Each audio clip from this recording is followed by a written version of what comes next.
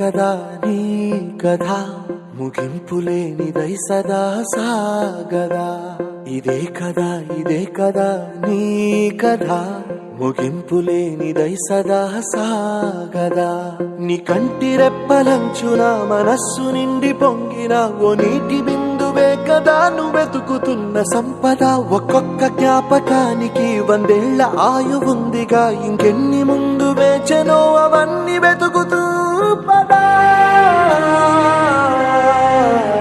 మనుష్యులందు నీ కథ మహర్షిలాగా సాగదా. మనుష్యులందు నీ కథ మహర్షిలాగా సాగదా.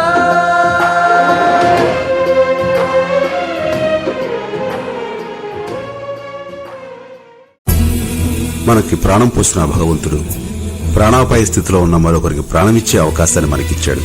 అదే రక్తదానం. అయితే ఈ అవకాశాన్ని మనలో ఎంతమంది ఉపయోగించుకుంటున్నాం?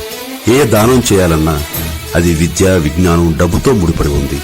ఒక్క రక్తదానమే మంచి మనసుతో ముడిపడి ఉంది. మీరంతా మంచి మనసున్న మనుషులు. రక్తదానం ఉద్యోగంలో ఈ రోజే పాలు పంచుకోండి.